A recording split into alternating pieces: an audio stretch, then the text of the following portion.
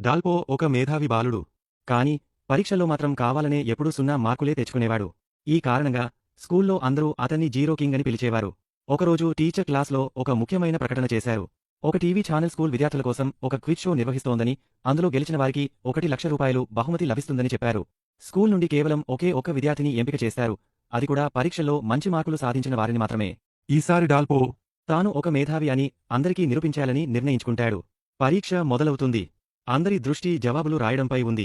కానీ డాల్పో మాత్రం హాయిగా కునుకు తీస్తున్నాడు. పరీక్ష పూర్తి కావడానికి ఇంకో 10 నిమిషాలు మాత్రమే ఉందని టీచర్ చెప్పినప్పుడు అప్పుడు నెమ్మదిగా లేచి జవాబులు రాయడం మొదలుపెట్టాడు డాల్పో. పేపర్లు దిద్దేటప్పుడు చాలామంది పిల్లలు ఫెయిల్ అయ్యారు. ఒక విద్యార్థికి 100కి 96 మార్కులు వచ్చాయి. ఒక టీచర్, ఇక పేపర్లు దిద్దడం ఆపండి. ఇంతకంటే ఎక్కువ మార్కులు ఎవరికీ రావు అని అంటుంది. అప్పుడే ఒక టీచర్ చేతికి ఒక పేపర్ తగులుతుంది. అందులో అన్ని జవాబులు సరైనవిగా ఉన్నాయి. అందరూ ఆశ్చర్యపోతారు. ఆ పేపర్ ఇంకెవరిదో కాదు, జీరో కింగ్ డాల్పోది అని తెలిసింది. ఈ విషయం స్కూల్ అంతా దావానంలా వ్యాపించింది. అందరూ డాల్పోను ఆశ్చర్యంగా చూడడం మొదలుపెట్టారు. Chance, school topper. మొదటిసారిగా తనకంటే ఎక్కువ మార్కులు ఇంకొకరికి వచ్చాయి.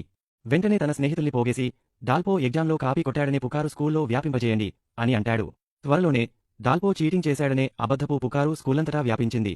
ఆశ్చర్యకరమైన విషయం ఏమిటంటే టీచర్లు కూడా ఈ పుకార్లను విశ్వసించారు. క్లాస్ అందరి ముందు డాల్పోను, నువ్వు మోసగాడివి అంటూ కోప్పడ్డారు. డాల్పో, నేను చీటింగ్ చేయలేదు అని చెప్పాడు. కానీ ఎవరూ అతన్ని నమ్మలేదు. చివరికి టీచర్ క్విజ్ షో కోసం ఛాన్సును ఎంపిక చేశారు. తరువాతి రోజు టీచర్ డాల్పోను క్షమాపణ పత్రం రాయమని ఆదేశించారు. డాల్పో క్షమాపణ పత్రం రాయడానికి నిరాకరించి టీచర్తో, నేను చీటింగ్ చేశానని మీకు ఏం రుజువు ఉంది అని అడిగాడు. టీచర్, స్కూల్ అంతా అదే చెబుతోంది. అది రుజువు కాదా అని అంటారు.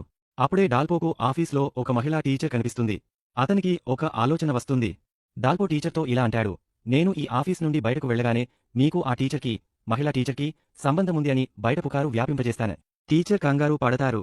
అప్పుడు డాల్పో, అది అబద్ధమని మీరు నిరూపించకపోతే మీ రాజీనామా లేఖ రాసి స్కూల్ వదిలి వెళ్లడానికి సిద్ధంగా ఉండండి అని అంటాడు. ఇది చెప్పి డాల్పో ఆఫీస్ నుండి బయటకు వచ్చేస్తాడు.